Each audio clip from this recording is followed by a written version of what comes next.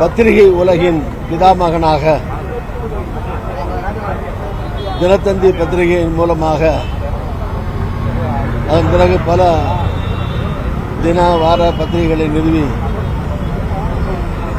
அறிவு புரட்சியை தமிழ்நாட்டில் உண்டாக்கியவர் அமரர் சி.ப. ஆதித்தனார் அவர்கள்.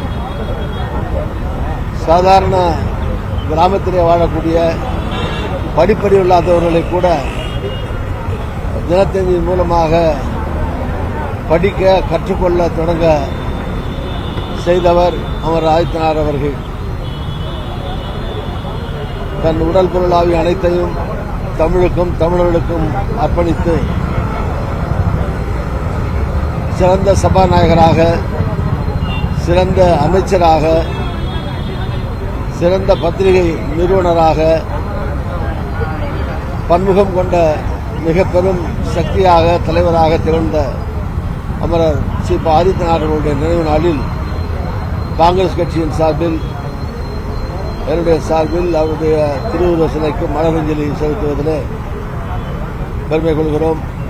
அமரர் ஆதித்தனார் அவர்களுடைய புகழ் என்றென்றைக்கும் தமிழர்களுடைய இல்லங்களிலே நிறைந்திருக்கும். அமரர் சி.ப. ஆதித்தனார் அவர்களுடைய புகழ் வாழ்க வாழ்க வாழ்க.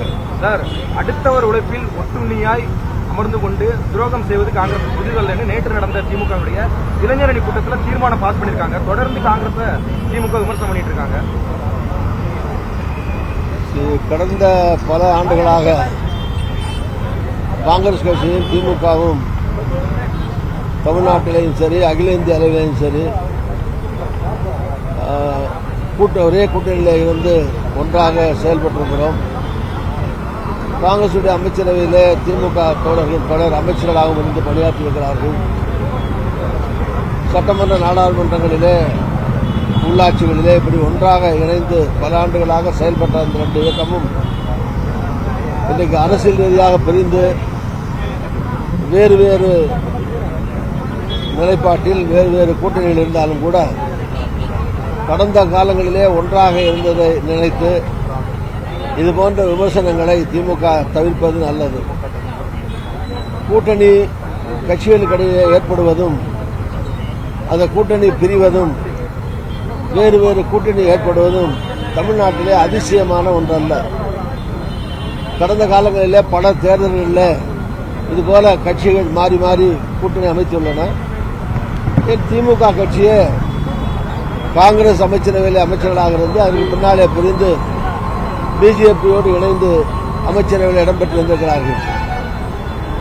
அதுபோல பலமுறை திமுக காங்கிரஸ் ஏற்கனவே விலகியும் சேர்ந்தும் இணைந்தும் செயல்பட்டிருக்கிறது.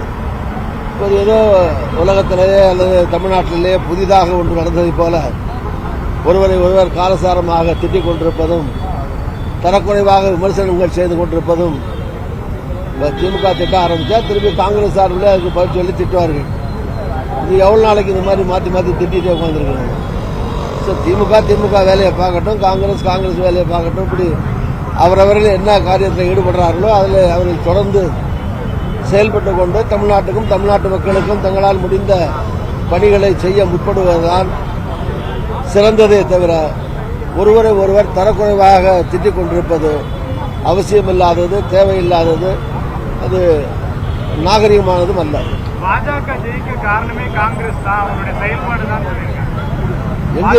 எங்க ஜெயிச்சது பாஜக? இந்தியா முழுவதும் பாஜக ஜெயிச்சதுனால தான் பாஜக ஆட்சியில் இருக்கு, காங்கிரஸ் எதிர்கட்சியா இருக்கு. அது என்ன புதுசாக கண்டுபிடிக்கிறதுக்கு என்ன இருக்கு? வர்ற காலங்களில் காங்கிரஸ் வெற்றி பெறும்.